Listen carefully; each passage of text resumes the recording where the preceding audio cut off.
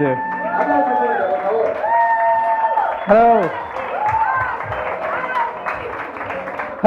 Hello everyone. Wow, that is loud. Not gonna lie, my Spanish isn't very good, but I've learned two phrases. The first one is, "Qué evento más asombroso, eh?" Massive round of applause. The first one is, what an amazing event. I've had some Red Bull. I'm full of energy. I will give you mine in return if you give me yours. I'll tell you the second phrase in a second, but I know that lots of people are tired, 2 days. It's a long event, lots of alcohol, so I've done something cheeky. Underneath one of your seats, either here or outside, I've hidden a prize, but I'll give you 10 seconds to find it now. So if you look under your seat, you might find the prize, okay? I'll give you 10 seconds. Go, start looking. She's looking. 9, 8, 7. Even if you're outside, 6, 5, 4, 3, 2. Okay, thank you. The second phrase is, soy un mentiroso. There is no prize, but now you're engaged, so thank you very much. I better carry on. Woo! Too quick, thank you. British people, we are very, very modest. We don't talk about our own successes, so I'm going to take 10 seconds to tell you about who I am. This is me, I'm Azeem. I've presented at conferences all over the world, but I can still only speak one language because I'm a dumb Englishman. That's me at Brighton SEO in front of 3,000 people. That's me doing the presentation for SEMrush for like 80,000 people. I did an event in Barcelona, and I also was on the most recent edition of Think with Google. Most importantly, I host my own podcast. It's called the Azeem Digital Asks Podcast. Please check it out. All these topics that I cover off there. The only topic that I don't cover is why I buy t-shirts that are clearly too small for me. But anyway, let me tell you about why I'm here. We're going to talk about, oh, Jesus, that's massive, what a head. I'm going to talk to you all about how you can use audio and video in your international marketing strategy. So I'm going to go through assumptions, audio, video, and then a few bits and bobs. So here's a few assumptions. This talk I'm going to make as widely applicable as possible. So I currently work in industrial manufacturing in the B2B sector. Super dry, and I don't want to tell you about anything that I've done specifically because you will all be asleep. If you're struggling to sleep later on, hit me up. I'm not going to give you a generic case study, as I've mentioned, and I'm going to assume that you've already got a strategy in place and that you want to take that to the next level. So, I want to move away from this, where we talk about this year, for our content strategy, we're going to need X amount of pounds or euros. These emails still happen, we need to kill them with fire. I'll also talk to you about links, which I'll move very swiftly on. But I'm going to start from this hot take, and there will be a few hot takes throughout this talk. Number one, I think we get measurement wrong. So as of January last year, when it comes to tracking ROI in digital marketing, you get nearly 16 million results. If you Google that as of January this year, it's probably 22 or 23 million. Now, I don't think there's that many ways to track ROI in digital marketing. I just think it's so convoluted and so difficult that we just spurn out a lot of articles about it. Here's an example. If your main focus area is brand awareness, there's all these different ways that you can track it: document views, referrals, etc. I'm not going to read them all out to you. That's if you're in brand awareness. If you're in engagement, loads, likes, forwards, shares, and retweets. Also, good point, anyone who takes a picture of me during this talk, puts the hashtag SOB23, I will send them a sticker for my podcast. So that's a great way to generate engagement. Thank you. Sales, online, offline, great. I could do 20 minutes of this, but I planned for 30 and I've only got 20, so I'm going to move. Lead gen, again, lots of different ways. And digital PR, the obvious one, links. So here's the problem as I see it. I think when it comes to our customers and when it comes to our audience, we know what they want, but we just don't know how they want it. And this is where this phrase comes in, content velocity. Just by nodding your head, is anyone familiar with the phrase content velocity? Does anyone know what that is? Okay, a couple of people. It means this, where you simply measure the amount of content that a brand or your competitor, for example, is putting out over a defined period of time. My personal opinion on this is, I think it's nonsense. What's the point? The time that you spend measuring that, you could be putting out better content for yourself or for your own clients. So, let's move on. Hit and hope with only written content doesn't work anymore. The internet has moved on, and this is well before AI, ChatGPT. You can just literally put in a prompt and you get out some sort of nonsense. The internet's moved on from that. When it comes to digital PR, a lot of the industry love links. That has its own challenges too. Here's an example. The journalists say they can't add links to the story, and at the bottom the journalist is basically saying, pay me. That's not how it works. So, I'm going to show you, it's all about audio and video, I'm going to show you how to go from basic to advanced in 3 steps. Let me just move out of the way very quickly. Here's the basic one. Currently, most people do this, and that's okay. We have one topic, it performs the best. I'm getting an echo, so I'm going to move back. Sorry, cameraman. Our X topic performs the best. This will be our framework. That's okay. The second one is universal analytics data. It shows us our longest path has 9 touch points. That's better. And then the more advanced one is we split out our top 5 markets in GA4. We now understand which countries prefer audio, video, both or more. Great. This is how it works. This is basic. Many people will do this. We'll open up GA4. We'll say, wow, I hate this, but I've only got 2 weeks left before I have to absolutely learn this to death. That's okay. The better one is you go back into UA and you click here into top conversion paths, which everybody should live in for 2 weeks while they can, or maybe a bit longer. And then you go to advanced, which is in GA, you split it out by country, cross-channel, DDA model. You can see how your channels are working and playing with each other. Okay? Navigating GA4, I've literally not got enough time to tell you this, but at the moment it's just vibes and this.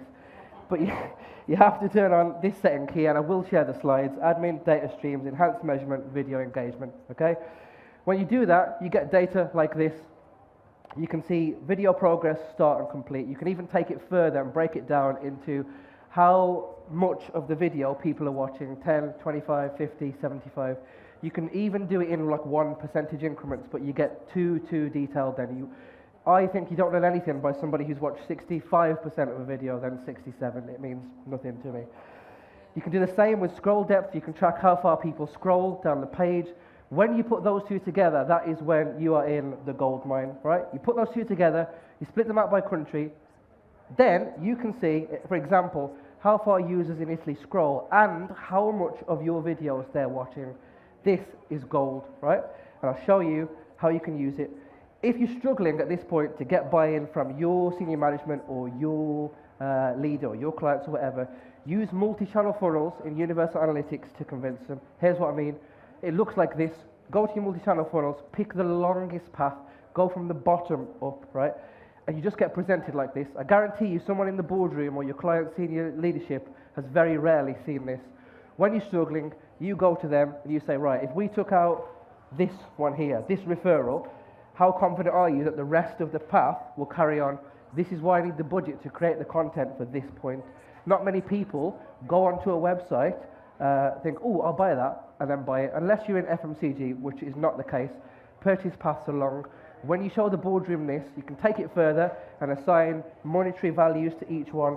This PPC ad costs €2. This one costs 4. Add it all up, get a blended cost per sale. The boardroom loves numbers, right?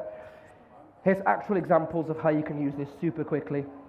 Let's say in France, you've got people who don't scroll, but they watch video lots. All you've got to do is create longer videos and put them early on in the page. It sounds obvious, but people don't do it. Don't make people exert extra effort that they don't need to do if it's already there. Give it to them as early as possible. Let's say in Spain love to scroll very deep, but they don't watch videos, okay? Give them detailed, super long, detailed content.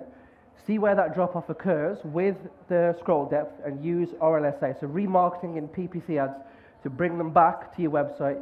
Bonus points if you dedicate a PPC page to boost your conversion rate. Next, let's say in Italy, they average scroll, average video, but they have a high average session duration. I call these people page hoppers, people who are still researching. So quite easily, you build an audience of those people. You can't do anything with them because they won't scroll or they won't watch a video, but put them into one bucket and remarket to them separately. And then finally, let's say Germany, they don't watch your videos, they don't scroll, you're finished basically. Something's wrong, okay? The best thing you can do, instead of giving up and thinking, oh, I'm a bad marketer, give them short videos earlier in the purchase journey. You know their attention span is going to be low, so this is where a 6-second YouTube bumper is perfect. Bonus points if they can't skip it because you have to get their attention. Review your content targeting. Like I said, there's a clear disconnect. Okay, very quickly, audio. It gives text a voice. That's obvious, okay? Super low on production value and cost. The barrier to entry is super low. When I started my podcast, it was probably the equivalent of what? 20 euros. Very cheap microphone, free software. It took me ages to edit. My voice is awful. So it's super cheap. Now it's a bit more expensive. Massive demand for podcasts, audio tweets, and audiograms to drive traffic. You will hear lots that, oh, during COVID, people listen to podcasts, and now the world has opened up again. They don't. How many people jumped on a plane to get here, listen to a podcast, watch the podcast? These things are still very, very popular, okay? Here's an example. This is a podcast that I did, just a headshot of the guest, audio only, and I put a sound wave on there. Didn't pay for anything. I just put a tweet out saying, here's a podcast, here's an image of the guest. I reached, where are we? 700 people, and it didn't cost me anything. So you heard Philippe earlier on a much larger scale talk about 600,000 impressions, 48,000 clicks. That's great if you're a large business. If you're a small business or medium, or if you're solo, 700 people for nothing is massive, okay? At this point, you might be thinking, I hate my accent. Nobody wants to hear people who sound like me. I certainly did. I want to show you this. This is a PR study. I don't know who did it, so I can't credit them. But this is the most attractive accents in the British Isles, the UK, mapped. This is the most popular, Southern Irish. Everybody loves Irish. There you go. This is Brummie, Birmingham, which is the least attractive, okay? I was born in an area just outside of Birmingham. My accent is lower than the least attractive, okay? I'm absolutely finished, but I'm stood here. But my point is, if I can do it, anybody else can do it. And if you don't believe me, that's me on the front page of Google with the least attractive accent. Thank you, thank you, thank you. It's possible. If I can do it, anybody can do it. And look at that beautiful shiny face. Anyway, let's move on. Video. Twitter alone, before the new guy breaks it, video views have grown massively, over 200 times in the last year, right? Social video is shared more than text and image content. I know this because I've tested it. I've tried to break my podcast in so many different ways just to bring evidence to talks like this.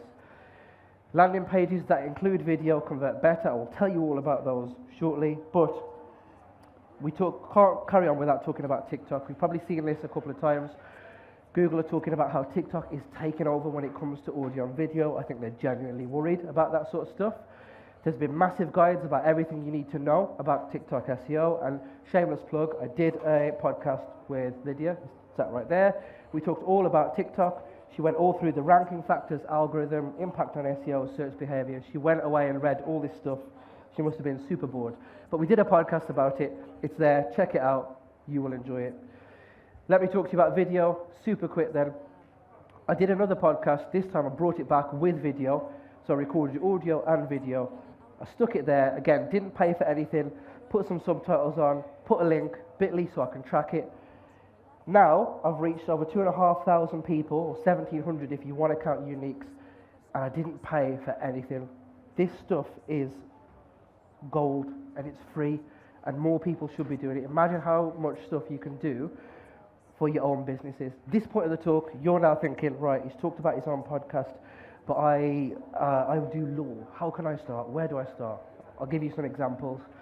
This is gold. You have a client, or your website is probably sat full, loads of blogs that are just pure text only. They're picking up traffic, it's moving along very slowly, growing, declining, nothing doing. It's just a bit of an average thing.